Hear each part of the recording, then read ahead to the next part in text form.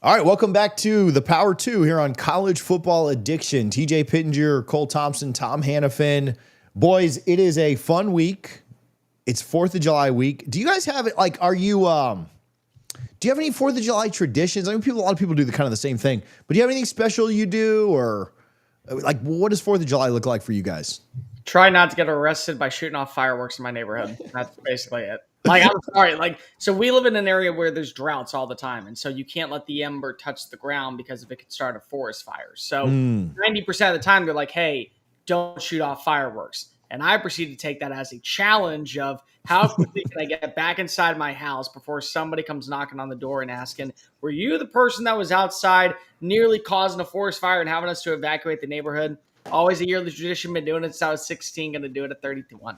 Yeah, Smokey the Bear somewhere just loves you. I don't necessarily have any particular. The National Wildlife Parks is never going to sponsor our show. Never. That ship has sailed. Yeah, and you bring up fireworks. Since this is a football podcast, it's just a PSA to everybody: do not pull a Jason Pierre-Paul this weekend. Yeah. Be as safe as humanly possible. I encourage that. I will be at the beach with my wonderful family. I'm looking forward to that very much. Hopefully, there is some libations, some hot dogs, some hamburgers, all that good stuff. TJ, what about you?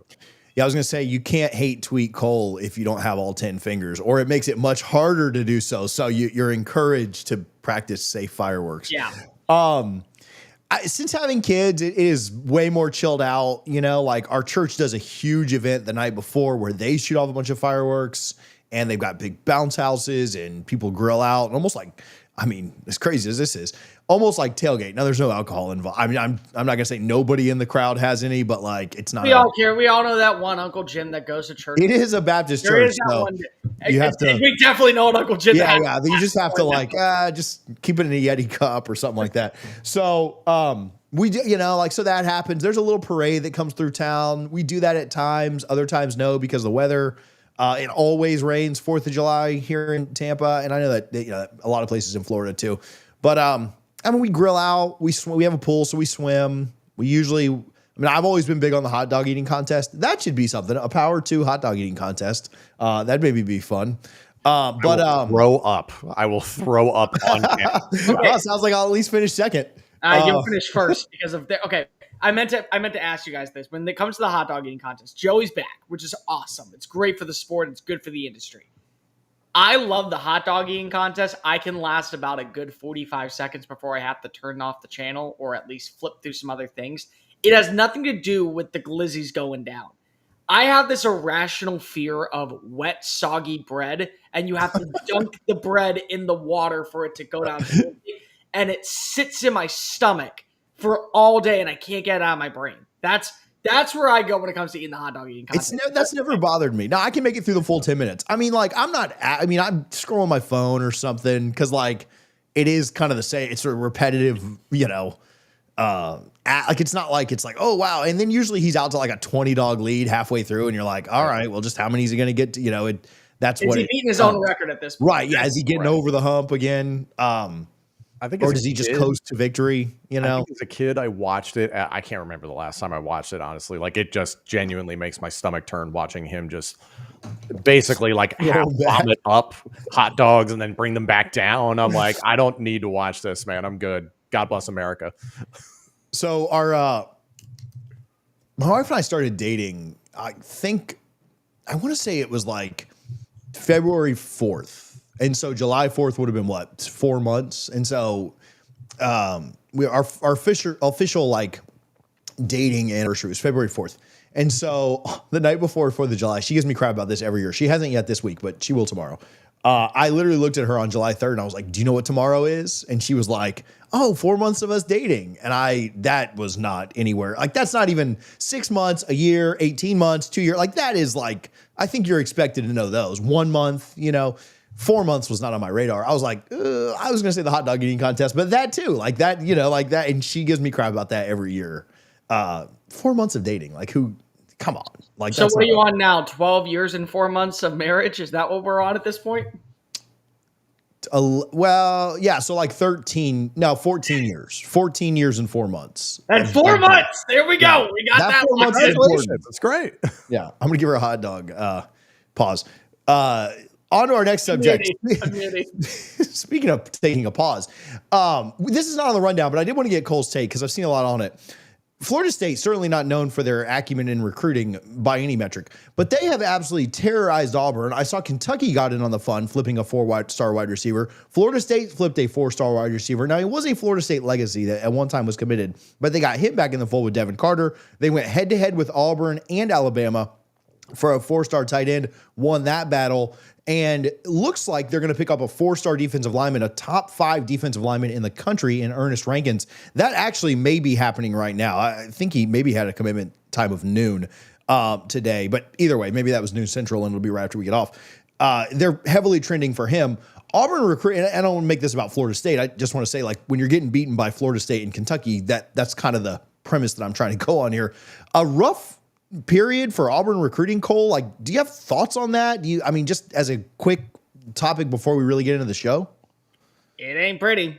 It is not pretty on the plains right now. And the bottom line is that you can get away with losing some 4-star talents to Florida State, to Alabama, to Georgia, to, I'll even go as far to say, South Carolina, if you're winning, if you're producing, if the results on the field with the current players that you brought on in are hitting their stride. That's not happening at Auburn going into year 3. Right now, they need to win this year. It is not we'll figure things out because the schedule was challenging like Oklahoma or like Florida. No, you have all the pieces in play. You have back-to-back top 10 recruiting classes. You have a top 5 transfer portal class. You landed the number 1 wide receiver on the market.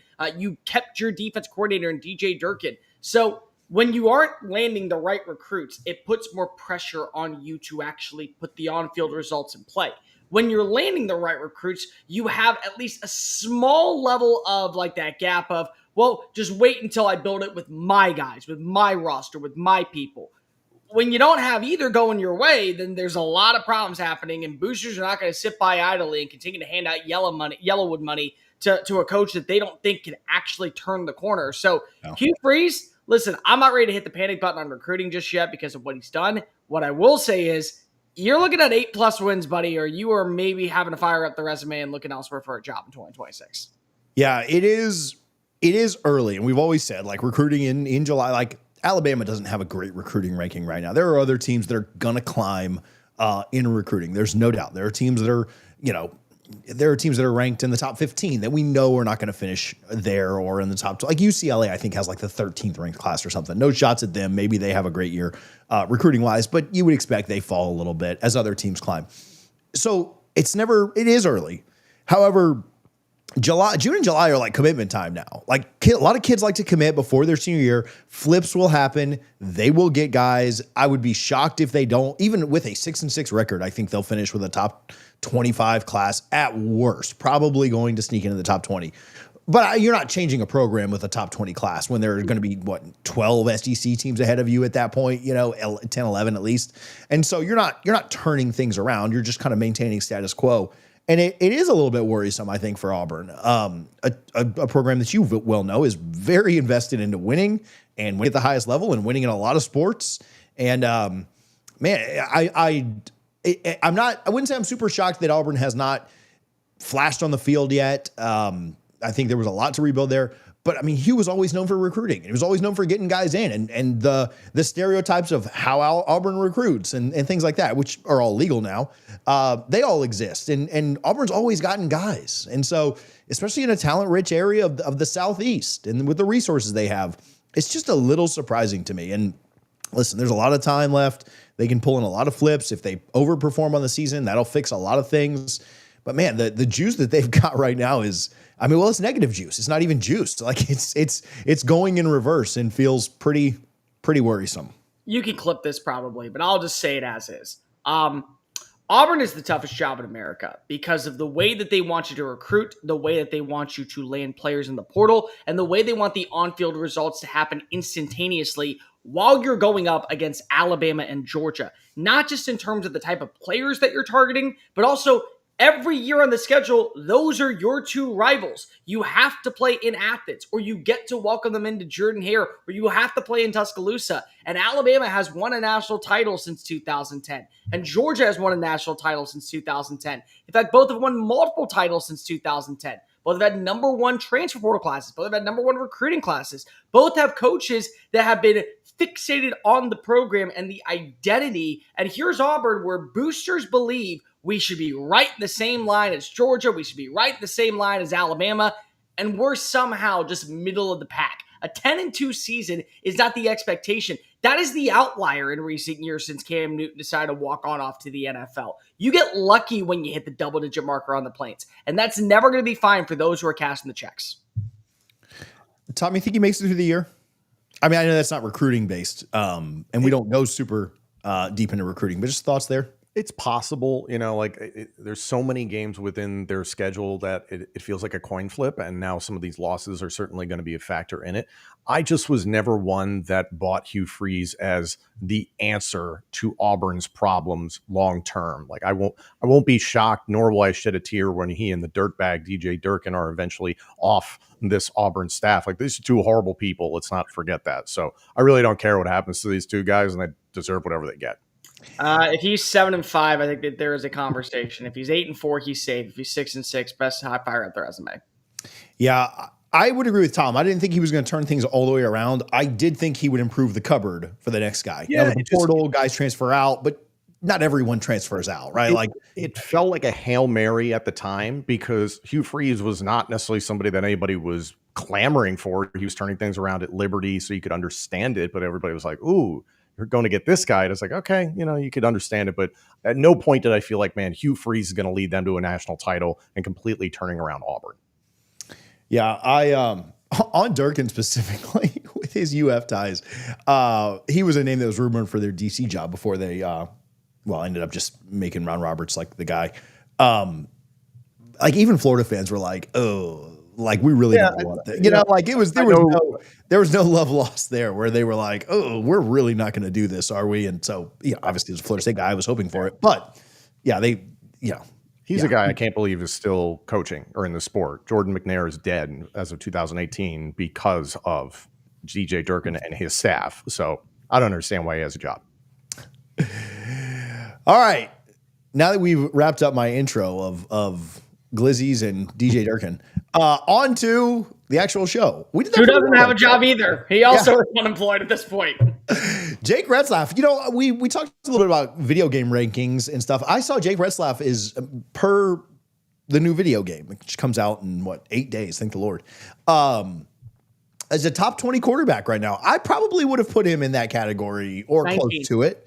But a top 20 quarterback is a free agent right now, and football starts in less than a month for everyone in America, minus, I guess, whoever plays the Monday night game, which so they play on September 1st.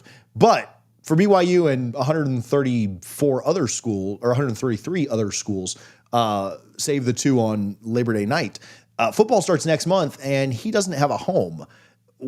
Let's talk first about how this impacts BYU, obviously, and then what the heck happens with Retzlaff going forward. Cole, you want to start us off here? Yeah, so for BYU fans who apparently cannot wait to crap on every single one of my takes recently, I'll just give you a little bit more fire. I didn't think you were going to be that great this year anyways. I thought 8-4, I thought 7-5 was more so your ceiling. I have a lot of questions for your team, especially after losing multiple players in the portal and multiple players to the draft. But I thought Jake Retzlaff was the right answer at quarterback. I love the way that he played down the stretch. He was a perfect game manager. He fit what Kalani Sitake wanted. I still think the defense is going to be solid. But my question now turns to is, where do you go for the quarterback position in the Big 12? A year where it truly feels like every single season is determined by one or two breakout teams, and then the usual team that last year kind of hit their stride at the right time. They're the ones that are pulling away as the favorites in the conference. When I look at the Big 12 this year, BYU was a top 4 team for me potentially because of what I saw in Jake Retzlaff, because of the veteranship at quarterback, the continuity in the offensive personnel, his relationship with Chase Roberts on the outside. That was something that you could hold your hat on and say, when we're in these close call games, having a veteran quarterback may be the difference of us taking a win and a loss. You don't have that guy anymore. And honestly, when you look at the roster right now, who is that guy that's going to come on in and be an upgrade over what you have with Jake Retzlaff? Really, at this point, you're kind of starting fresh, and you're starting fresh with less than a month of action. It's very similar to how I feel about Tennessee going into the season. I think Tennessee may end up over-exceeding expectations in the public eye, but Let's also call a spade. Losing a Nico Iamaleava, who had gone through all of spring practice, who had been throughout all of the offseason workouts, and had an offense that was predicated to his strengths and his weaknesses. Now having to change it up into what Joey Aguilar does best, that may cost you a game that eventually keeps you out of the conversation for the college football playoff. And in the case for BYU, keeps you out of the conversation for going to Arlington. I don't know what you're going to get in the three guys that you currently have. You had one dude last year that threw 4 interceptions. You bring in the Bachmeier kid from Stanford. That may end up being the best option for you. And I get it. You have Ryder Lyons coming on in who, by the way, let me just make this abundantly clear. If you watch the video, remember I said at the very end that I believe Ryder Lyons is going to stay committed to you, even though money's going to be thrown out like crazy. Because money's thrown out like crazy. It's the new world of college football. This is one of those years where it feels iridescently similar to Tennessee out in the SEC. If you end up doing really well, we're going to be somewhat surprised, and it shows what type of coaching staff you have, what type of player mentality you have, what type of direction the program is going in. But for some people, you're okay with saying we're going to hit the reset button this year and reevaluate in 2026 when we get our guy in the building, not just some run-of-the-mill quarterback that we had to throw out there because of things decided to go ahead and hit the fan at the wrong time.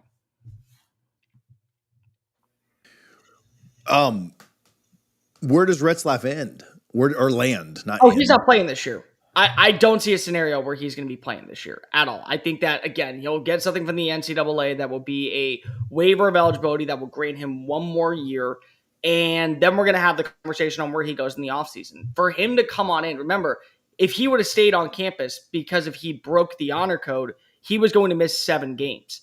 Well, regardless, it's still going to take him 7 games to get acclimated to a brand new system, wherever that may be. And so I think that this is one of those years where he will go to the NCAA, ask for that eligibility waiver, so that way he gets an entire spring to learn the ins and outs of the offense, to feel very comfortable with those wide receivers.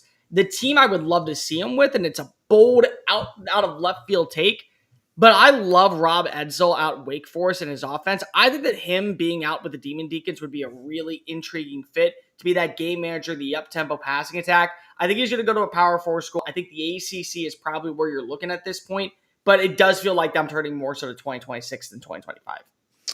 I would not be a huge fan if he landed at Wake this year anyway.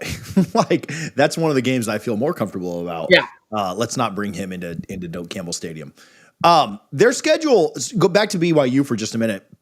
Their schedule somewhat sets up okay for a new guy to step in. Portland State first, Stanford at home next, which they're a mess as well. You get a bye week before going to East Carolina, and then you have to go to Colorado, which again, complete toss-up of who knows what the heck they're going to be. And after that, you get West Virginia at home. And again, new coach, new system, new old coach, I guess, but a new coach to these players. I still think they could, if they can navigate their way through the first month, right? So all those games are in August and September. If they can get to October, 4-1? I think you set yourself up to at least have a chance to be relevant when you get into the meat of Big 12 play, right? So obviously at that point you got to go to Arizona, you play the Holy War at home, which certainly helps. You got to go to Iowa State. I mean, you get into some real meat of competition in the Big 12, which we've talked about is wide open.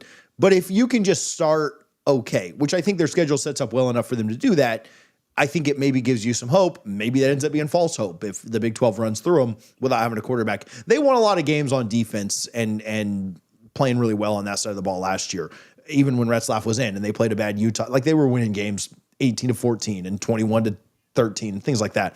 So if their team around them can kind of hold up, obviously a lot of guys in the NFL, like you mentioned, if the team around them can hold up, I think they can at least be relevant when Big 12 play starts.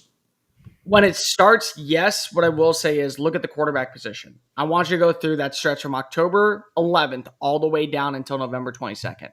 Arizona, I would take Noah Fafita tomorrow at BYU over anyone on the roster. Utah, I would take Devin Dampier over anyone on the roster at BYU. Rocco Becht, you give him Chase Roberts, I think that he has another sensational season.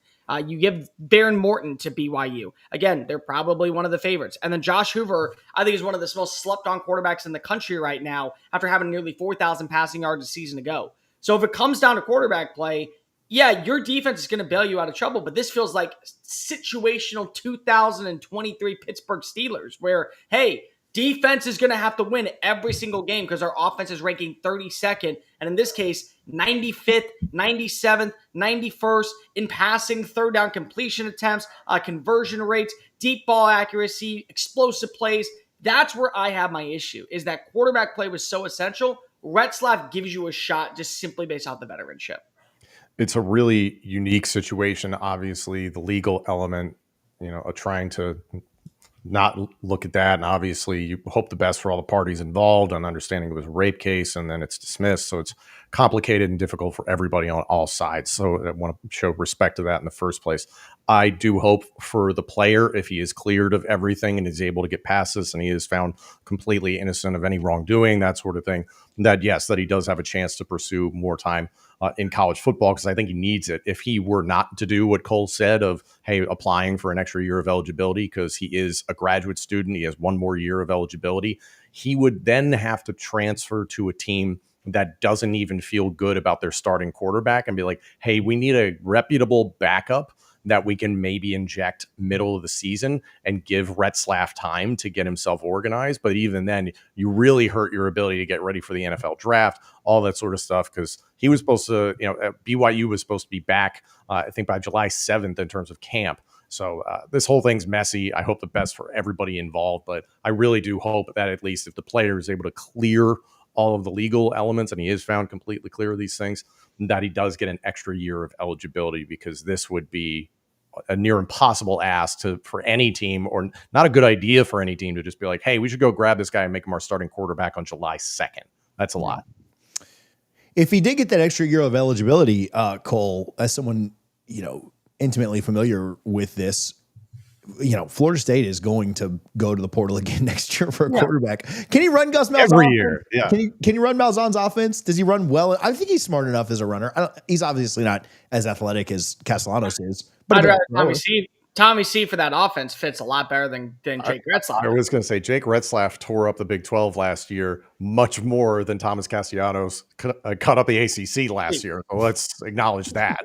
Yeah, I mean, we can. I mean, if you're telling me based off of just offensive personnel, I'd much rather Tommy C running the show for Gus Malzahn than Retzlaff. But that doesn't mean I think Tommy C is a better quarterback. Like that's what it comes down to. There's going to be an oriented offense. I think it's going to predicate to him. Like I could see a world where Vanderbilt just goes and brings him on in. Hey, we're going to get just these extra eligibility waiver quarterbacks every single offseason. They'll be fine. We'll figure it out. Two quarterbacks. Give me two. Yeah, who cares? Hey, you know what? We'll just keep demanding until they're 28 years old to play football. It's like what we saw a few years ago with Cam Rising. He was just the poster boy for what was us now running to the podium and get those extra years of eligibility.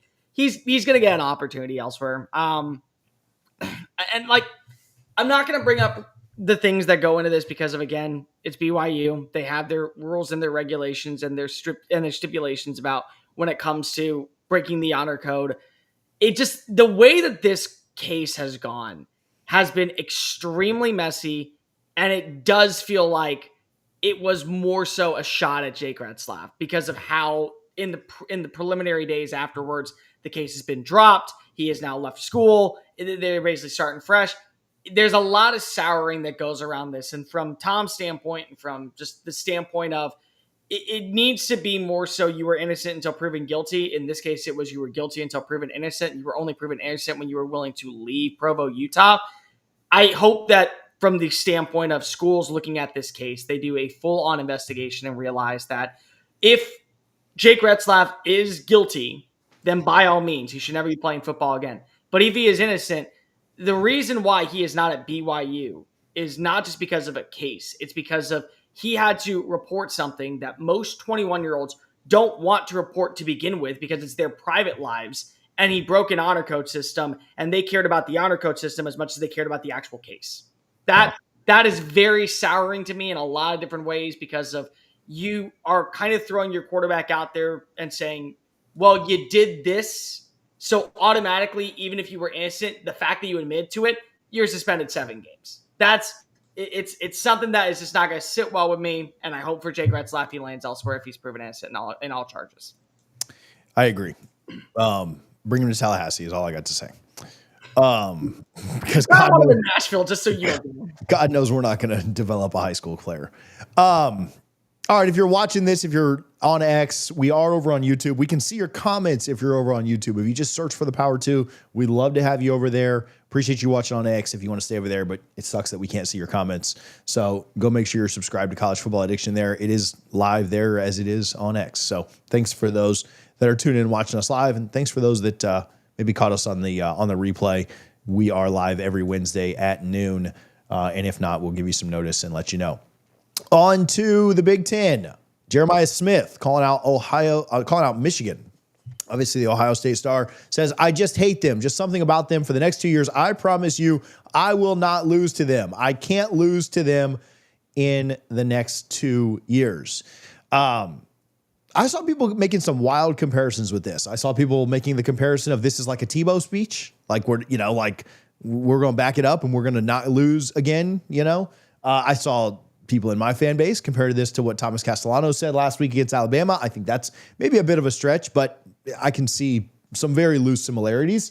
Do you have thoughts on this, Tom? We'll start with you as the Big Ten guy. I actually love this. Now, I don't even care if they beat Michigan or not this year. I think it makes for great drama if they don't. But I don't care one way or the other how this game goes down. But I do love this. Jeremiah Smith, a national champion, maybe the most talented player, probably the most talented player in college football. I love this. We need more of this. I have no issues with it. I've even kind of changed my stance a little bit on the Castellanos thing last week. But yeah, I'm a big fan of this. Tom? I love this. There's nothing wrong with it whatsoever. You believe in your team and you want to beat your arch rival who beat you last year, nearly derailed your entire postseason run. And luckily for Ohio State fans, that didn't happen. This is somewhere in between the Tebow speech and Tommy Castellanos, because Tebow was striving for something and Jeremiah Smith has already accomplished something. He's already a national champion. Tommy Castellanos has accomplished nothing and is overblowing what he did last year. So this is actually a guy who can back it up. All the things that you just said. He is absolutely the best wide receiver in college football. He is arguably the best player in college football. He could have potentially, had he been eligible, been the number one overall pick in the NFL draft this past cycle if he had been eligible. It is insane. I am very okay with Jeremiah Smith saying this, because if I was in Jeremiah Smith's shoes for that game against Michigan last year, imagine how frustrated he was, because I have heard the phrase before. I believe the Cover 3 guys call it, he's the big red easy button for Ohio State. And for some reason, Ryan Day is, we're going to be physical and we're going to run the ball and I'm going to prove that I have something between my legs that's going to go up against Michigan and blah, blah, blah. And they screwed themselves because they didn't lean into their strengths and they forgot that number 4 existed. Imagine how frustrated he was, and you never heard a peep.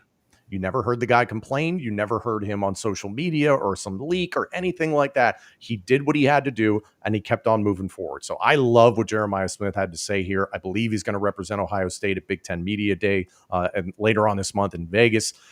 Jeremiah Smith is going to be looked at as somebody on that offense to be a leader, because losing Will Howard, arguably the number 1 leader on that offense, it's going to be a question of, if it's not Julian saying day one, then a lot of people are reasonably going to look at Jeremiah Smith. And this is great from a guy who is a part of that national championship team and has that ability overall that naturally people are going to look to him. This is smart. I love it.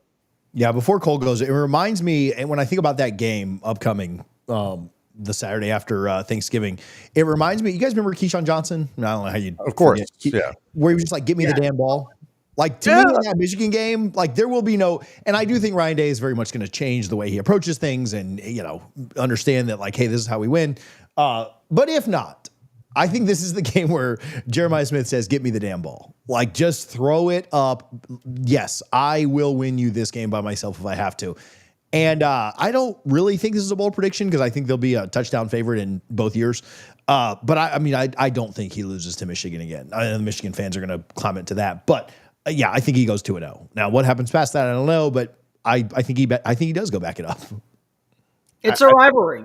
Yeah. It's a rivalry. What do you want them to say? Oh, we're okay with losing and that it's fine that even though we won the national title, part of our process, sitting on pins and needles, wondering where we were going to land and if we were going to have an easier pathway to the postseason, we had to suffer a loss to an insufficient offense that was headlined by two quarterbacks that currently aren't even on the roster anymore. Like, nobody's going to say that. You want them to act this way. You want them to be combative. I can tell you right now, Alabama fans, they hate Auburn. Auburn never has a shot of winning outside of Jordan Hare. And even then, it has to happen in the most lopsided, controversial, incredible, out of left field type of play for those things to occur. But they don't care. Saturday rolls around. We hate you. You hate us. Longhorn fans, Oklahoma fans, they hate each other. There are Longhorn fans right now who are fuming at the mouth, hearing how they're tired of people saying that Arch Manning is overrated. Meanwhile, John Mateer, a G5 quarterback, gets all these accolades about what he has done against this school of the dumb and the deaf. Like, that's what we're dealing with when it comes to that. You want this in the rivalry. You need this for the rivalry. It's what makes college football the greatest sport to ever exist.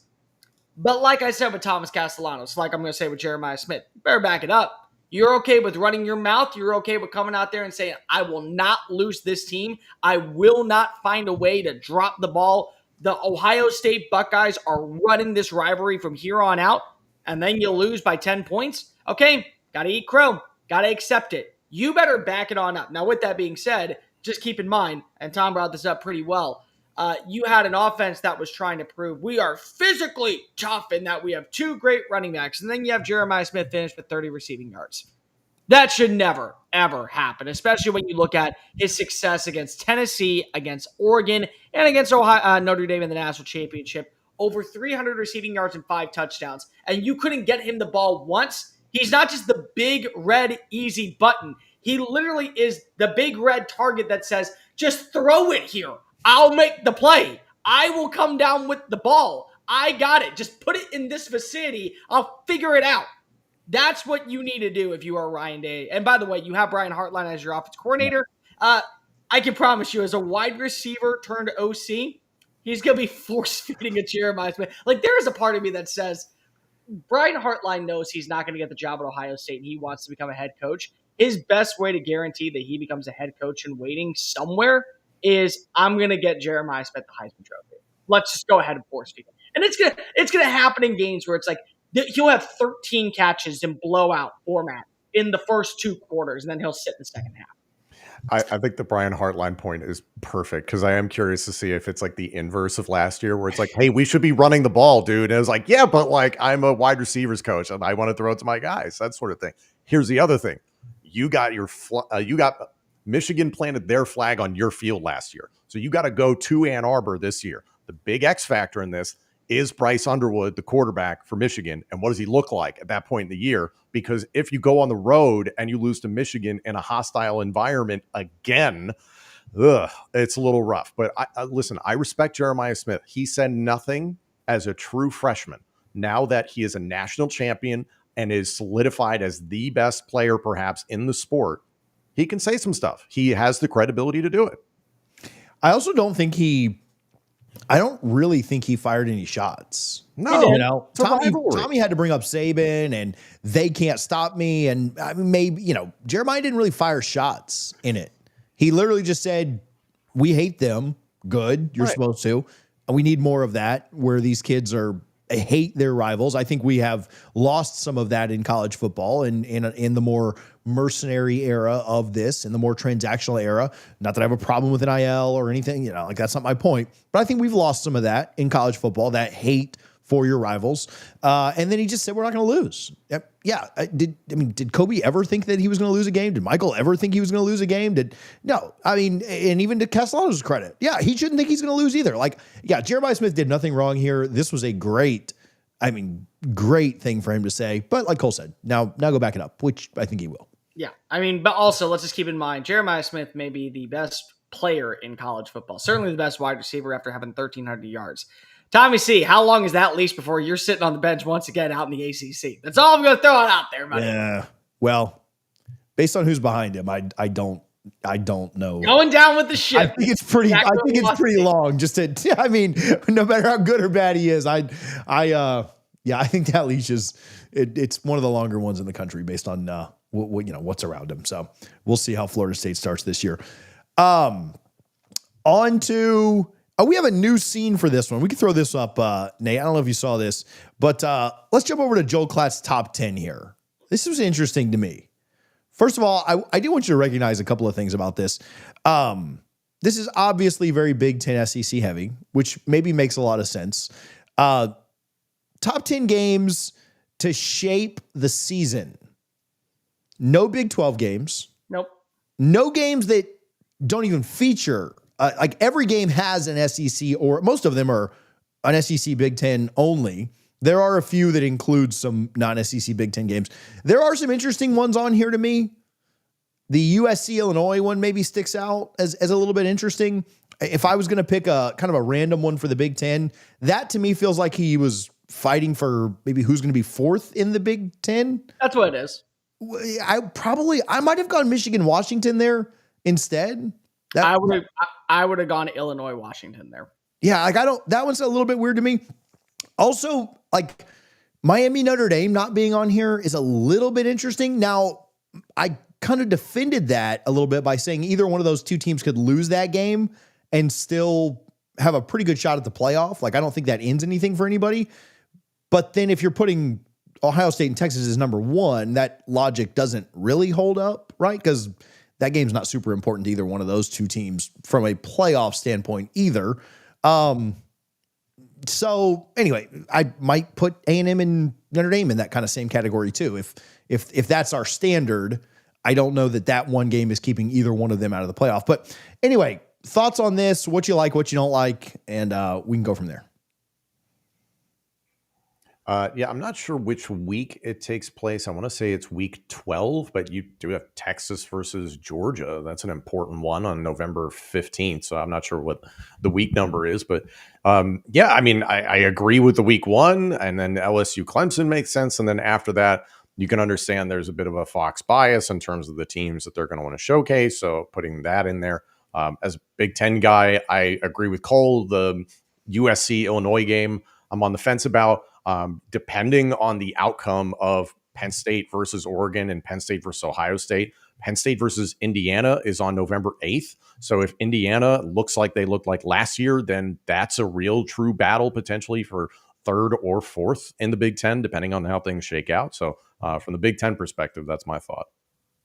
From a grand scheme of just college football, I want to make this clear. When you come after other content creators that only talk about the SEC and the Big Ten, make sure that you attach Joel Klatt to it now. I'm sorry, that just has to be it. Because of what we're doing at this point is channeling our minds and telling people when we have a duty to just give you great quality content, hey, these are the only two conferences that matter. Screw the ACC, screw the Big 12, and they'll be lucky if we just include them in the conversation even as a non-conference game. Like, I'm not disagreeing with these 10 games in terms of, they have value. I mean, Alabama versus Georgia. Georgia hasn't lost at home since 2019. But is it an Alabama problem or is it a Nick Saban problem for Kirby? Last year proved it was an Alabama problem. So what is it like with the Crimson Tide? A better offensive personnel. You get back in your offensive coordinator and Ryan Grubb. What does that look like? Is this the game that finally Kirby gets over the hump and continues that winning tradition out in Sanford? So that means a lot of value. But you know what else has a lot of value? Texas Tech versus Arizona State. That game alone, because of how much resources and how much NIL money and how much of the oil barons are being flooded into Lubbock, that could be a game that kind of signals Texas Tech is here to stay. Texas Tech is here to be a player. They're ready to go ahead and make that jump. And then you look at Arizona State. Yeah, their defense was slightly above average last year, and they lost a few pieces. And Cam Scatterboo's gone, but they're more than just that as a team. That has massive implications on who is the front runner in the Big 12. The ACC, I stand my ground on this one. Bobby Dodd Stadium, week 3, Clemson versus Georgia Tech. I see people finally getting on the Georgia Tech Hype Express. And let's just say they win that game. Their schedule is so manageable down the stretch. As long as they can win that one, and then even if they were to lose in Mercedes-Benz Stadium, you got to feel like that they have earned a spot as long as they don't drop another game in Charlotte. And if they get the rematch against Clemson, that's going to carry significant weight for the ACC to get a two-big lead this year. So I'm not hating on this because of, yes, Alabama versus LSU. If LSU wants to win a national championship, every single year that they've done it, they've beaten Alabama in Tuscaloosa. That carries a lot of weight. Oregon versus Penn State. What version of Penn State are we getting? What version of Dante Moore are we getting? Carries a lot of weight.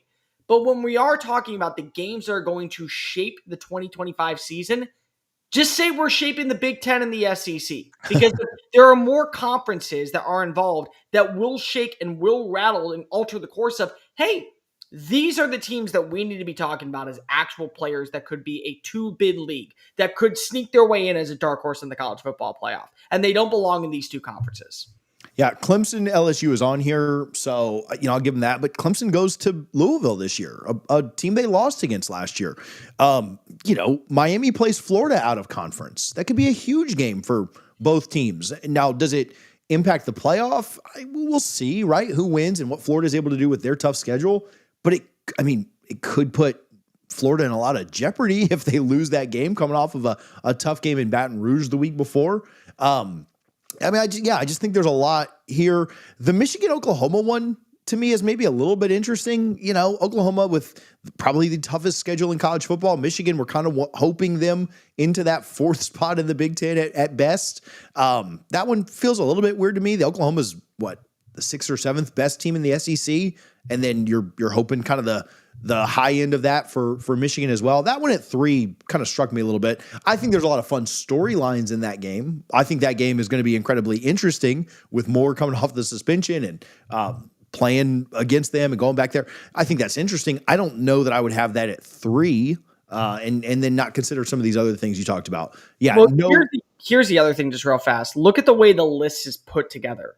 It's by week. So Michigan and Ohio State is the number 10 ranked game, but it also is because it's in week 14, where the number 1 ranked game is Ohio State versus Texas. That's in week 1. Honestly, the Ohio State versus Texas game, it may be one of the best games in college football this year, but does it have as big of implications on a team making the college football playoff as LSU versus Alabama or Ohio State versus Michigan? I don't think so. I play the same logic. I'm certainly not dumping on one of these teams, but I don't really think Ohio State, Penn State does either. I don't think the loser of that game. I don't think the loser of that game is out because of that. Now, if a team goes into that game with 2 losses, but you can't project that. And I wouldn't project that either of those 2 teams goes into that game with 2 losses. So, I think the same logic could be applied there. Now, it's later in the year, so we'll know more by then. And maybe I'll be wrong, and one of those teams will go in with 2 losses. Texas wins in Columbus, and they drop another one, then that game's huge. But I think the same logic could be applied there to where, is that shaping the season the way I see the season going, which I've been wrong a lot more than I've been right.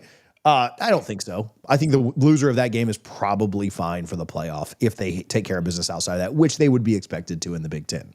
Illinois hosts Ohio State on October 11th. So that could derail some things for Ohio State, because I think a lot of people do think Ohio State just wins that game and marches on. That could be a tough one. That could shape the season if Ohio State drops it. A&M Notre Dame. Do you like A&M Notre Dame more than than Miami Notre Dame? No. I like Miami. Because I think Miami Notre Dame are 2 playoff contenders. Yeah. Now, again, I will agree that I started this off by saying the loser of that game is in fine shape because it's week 1 and a top 10 opponent. But A&M on here is weird to me too. It's not because of one reason. So let humor me for a second. Let's say Notre Dame loses week 1 to Miami, and then they play against Texas A&M. That's going to have a great rushing attack. This is going to be one of the all-time great, hey, who gives a care about the throwing of the football? Let's just see running backs bring back circa 2005 level football. It's going to be one of those games. And let's say Notre Dame loses at that point. Well, Notre Dame has to win out. There is no excuse. You can't put a 9-3 independent team in the college football playoff where you can have that argument for conference games. So maybe it does shape it a little bit. Maybe Texas A&M losing that game, that comes back to be one of the reasons why they're 8-4. And if they had 2 conference losses, it was a lot easier, or 3 conference losses, maybe they could have gotten in the playoff. But I can see the value in it, but from a standpoint of setting the tone early on in the year, Miami, Notre Dame clears. The one team I thought was most interesting, is there one? Okay, let me ask this, see if either of you get it. Is there one team that you're surprised to not see on here? Because I had one that popped out to me immediately, and it's not FSU. Top of my head, I would say Illinois, Ohio State. No, just one team. So Illinois, they're both on here. Florida. Yeah, Florida. Florida, to be honest. Florida was my second one. South Carolina was my big one here. South Carolina not being on here with their schedule and who they play and how closely they played in certain games and a 2-point loss to Bama. Like Clemson, South Carolina, Clemson could shape things. If both those teams are 9-2 going into that game, the loser, I mean, Clemson could certainly get in by winning the ACC the next week. But I mean, that could be a huge one. Not that I'm projecting South Carolina's 9-2 going to that game, but I don't think that's out of the realm of possibilities. I think they fall back a little bit this year. This isn't, me hyping South Carolina unwarranted. But that was one that was surprising to me, that none of their games, they play LSU again, they play A&M again, they play Alabama again, they play Oklahoma again. Like, I thought South Carolina would be on here for sure. And no love to our boys in Columbia, I guess. I guess no love to our boys in BYU either. But then again, why would I ever give credit to BYU? Ain't that right, Connor Jensen, in the comment section? The Big 12 being off here, and again, maybe it's because it's so wide open, you just can't pick one. But yeah, give them some love, right? They're on Fox at times. Like, that's the other thing is that, hey, Joe Klatt, you work for Fox. Don't you want to give a little bit of love to the other team that you guys kind of represent? If you're going to rage bait, put Colorado in this thing. I was going to say, where's Colorado? Where's Boise State? Damn it. They got a bye last year. I'm not going to lie. I kind of almost thought about Boise State Notre Dame as one. That's a game that I was like, maybe just throw it on there. Who the hell knows? It should have just been Colorado's 9 conference games and then their Georgia Tech game is number 1. Like, that's what it should have been, is just the top 10 games that'll shape, and it'll be all of Dion's stuff. So if Georgia Tech gets Georgia this year, do they play each other this season? They did at the end of the year. Yeah.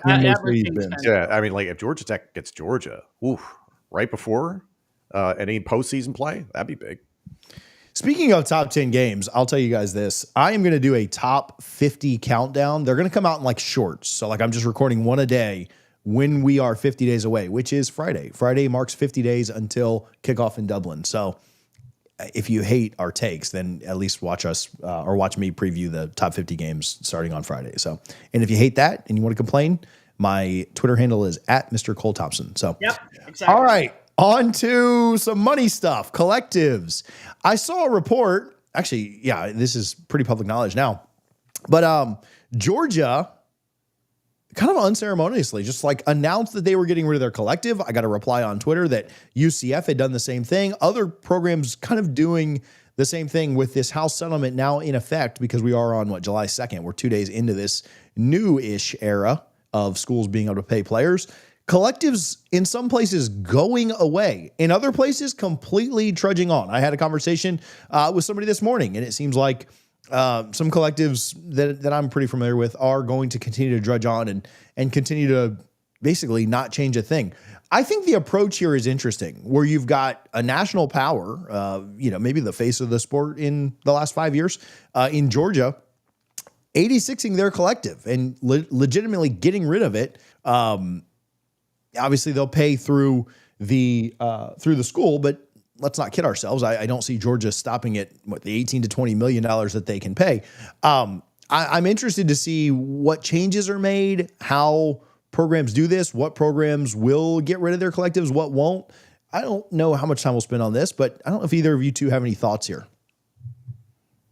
For me, I've heard a lot of different things about collectives because it's all been different. Everybody's tried to do it differently based on their culture and their people, their donors, that sort of thing. I've heard certain collectives and people within them that think they, quote, saved their school and saved their team. So some of these people think quite a lot of themselves. Other schools have been in lockstep with their collective. Other schools are grateful to have the collectives because it's a buffer between the coach and the crazy donors and people who are trying to put more money and have more say into the football program.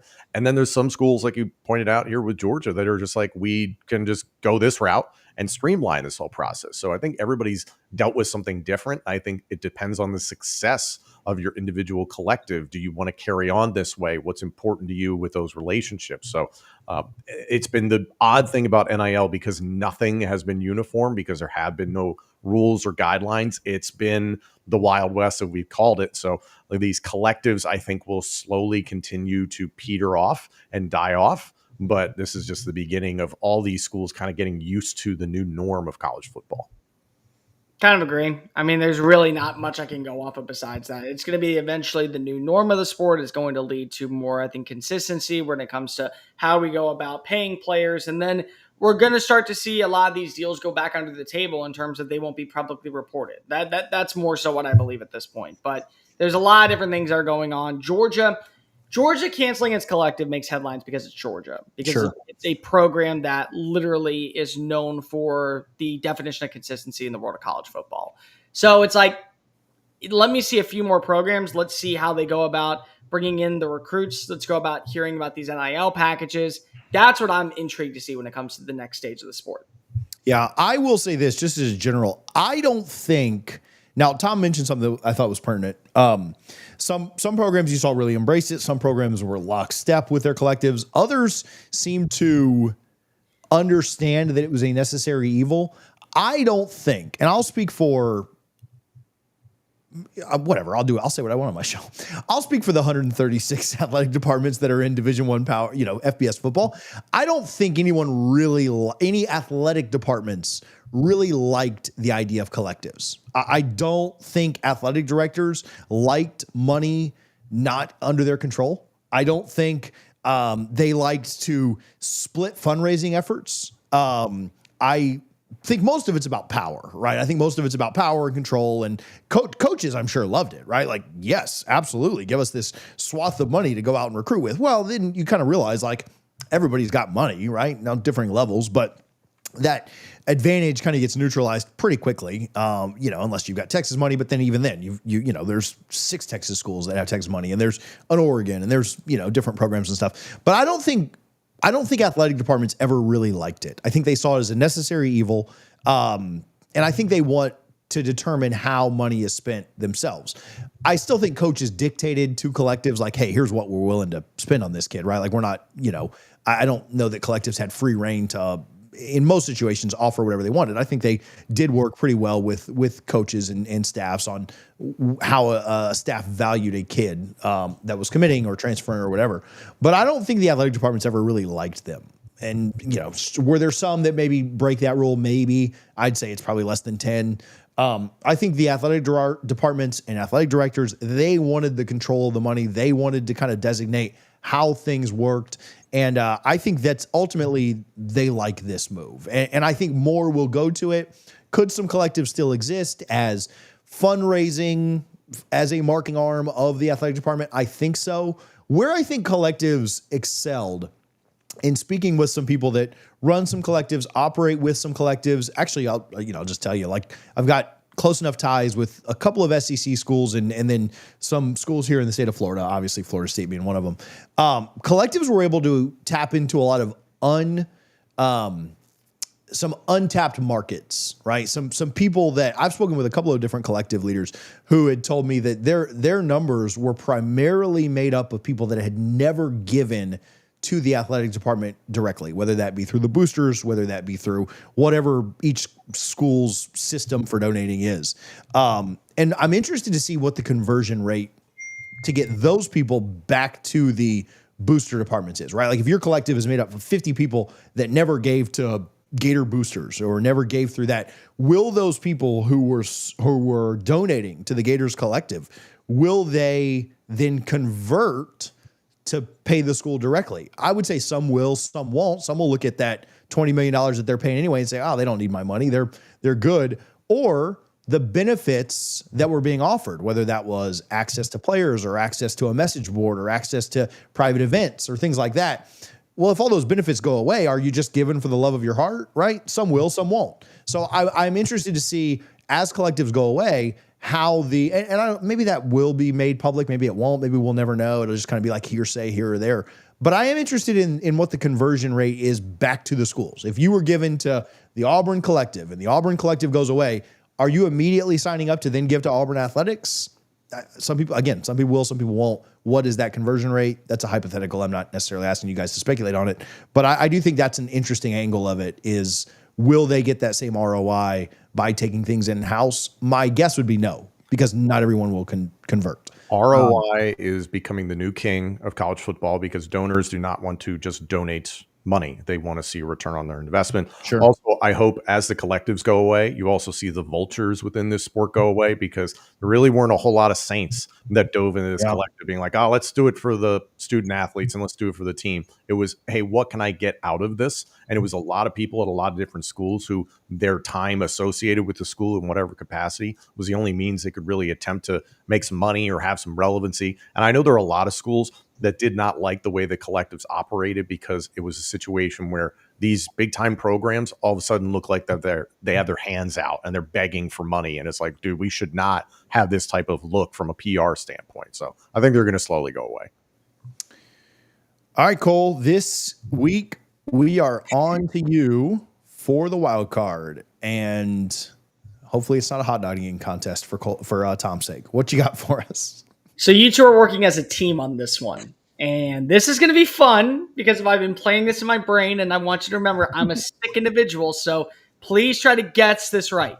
A sick individual who drank in Nashville all weekend, I might add. So good for you. Happy what do we got here? Here's a girl time. I want you to blind rank these 12 quarterbacks going into the 2025 season based off of how you think they will perform. They are all Power 4 quarterbacks. Here is the other caveat. None of them are in my top 3 quarterbacks per conference. So real quickly, just to run through, there is no Josh Hoover, Sam Levitt, or Sawyer Robertson from the Big 12. No Lenore Sellers, Garrett Nussmeier, or DJ Lagway from the SEC. No Kate Klubnik, Haynes King, or Darian Mensah from the ACC. And no Drew Aller, Luke Altmaier, and Fernando Mendoza from the Big 10. You can blind rank them in however you want, but there are 3 quarterbacks per conference. So work together on this one. Let's see how close you are. And remember how sick my mind is. So number 1, Aiden Childs, Michigan State. Do we have to do them? We have to give you a ranking You before work we together know. to blind rank them. I'm going to put them in the order. So sorry, I'm dumb. We just have to give you a ranking for him without knowing who the next 11 are. Yeah, not knowing who the next guy is. Okay, I've seen this like on Instagram. I'm old, Yep. so I saw it on Instagram Reels 3 weeks after people saw it on TikTok. But I just wanted to clarify like how this was working. All right, Aiden Childs. What's your gut, Tom? We'll work together on this. We'll win this. 11? Dude, he's sick. Let's go 9. Let's bump that up just a little bit in case. I can do that. All right. Gio Lopez, UNC. We'll go back and forth. I'll throw one out, then you can adjust. And this is, again, the 3 quarterbacks that you mentioned are not eligible for this list. Yeah, so there's not going to be a Kate Klubnik. There's not going to be a Sam Levitt. They're not going to be any of those names. They're all he could throw an Arch Manning on here, but he could leave him off. Right. That's what I'm saying. I'm sick. All right. Gio, I'd say around 6-ish. Oh, I'd put him at 4. Okay, I'm good with that. We could split the difference at 5. Yeah, that's fine. Yeah, fine. 5 for Gio Lopez? Okay. Taylon Green, Arkansas. Ooh. Well, so how good of a year he'll actually have? I mean, I'd have this one low. What did we say for Childs? 9? Yeah. 10. I'd probably go 10. Yeah. Yeah. Eli Holstein, Pitt. Again, I told you guys I was going to be ruthless with this. The ACC's trash. I'd go 8 here. I'm with you on that. Holstein at 8. Yeah. Jalen Daniels, Kansas. See, now I have this high. I think I do think he rebounds. Not like I'm not going 1 here, but 6? like 4. Yeah, we had the other guy at 5. Yeah, you have Gio Lopez at 5. Yeah, I think 4's fine. 4.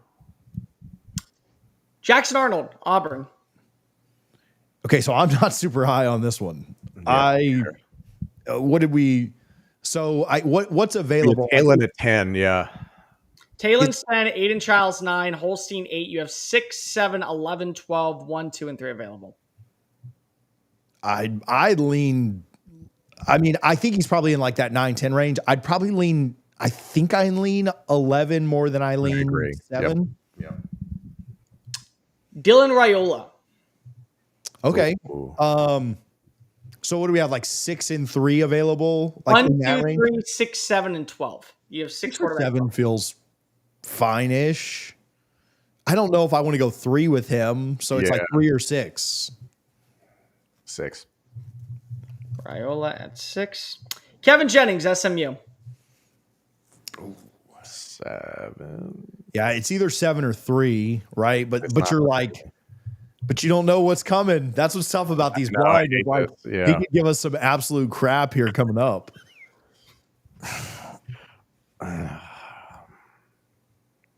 Because I like Raiola more than I like Jennings. Yeah. So Jennings at 7? Yeah. Rocco Becht, Iowa State. Okay, I'll go top 3 here. Yeah. I think that's fine. That's 3. Okay with Yeah. that. You want Becht at 3? Okay. Yeah. Diego Pavia, Vanderbilt. Damn it. Well, we can't put him low. I mean, we got to go 2, right? I gotta go 2 at this point. Because there's nothing else available in the middle, left? right? 1 and You have 1 and 12. 1 and 12. Okay. Yeah, 2's fine. Devin Dampier, Utah. Damn, I'm trying to think who's last. Yeah, I mean, if I had the rankings, he would be closer to 12 than me than he would to 1. I agree. Yeah. So you got Devin Dampier at 12? Yeah, and you can lean on the fact that he's going from New Mexico to Utah. It's a step up in play. You don't know what he is really at that level. So TJ and Tom's blind ranking quarterbacks for 2025. How the season will pan out in the Power Thomas 4 Castellanos, number 1. Number 12, Devin Dampier from Utah. Number 11, Jackson Arnold from Auburn. Number 10, Taylor Green from Arkansas. Number 9, Aiden Childs from Michigan State. Number 8, Eli Holstein from Pitt. Number 7, Kevin Jennings, SMU. Number 6, Dylan Raiola from Nebraska. Number 5, Gio Lopez from UNC. Number 4, Jalen Daniels from Kansas. Number 3, Rocco Becht from Iowa State. Number 2, Diego Pavia from Vanderbilt. Wait. Before you say number 1, I'll tell you, I don't actually hate that. Number 1. Yeah, I don't like the sick look on his face. We're gonna screw. Number 1 sucks, but like, I just want to make it clear on the record, Your Honor, I don't hate 2 through 12. Would I change some things? Sure, but like, that wasn't bad. Number 1, your best quarterback of 2025 I hate Cole in college football. Anthon Kelly McManus from Rutgers University. Ethan Kelly McManus. Bro, when he's in New York City for the Heisman, you're buying me steak dinner, Cole, just for that. Like, there is no more robotic quarterback in college football who is great at handing it off. Number 1 quarterback on the Power 2 for 2025, Anthon Kelly McManus. 98.5 success handoff ratio this year, though. That's pretty good. I say he has only mishandles 1 handoff this year. I'm going to watch Rutgers football just so I can prove myself right on that. Mm-hmm.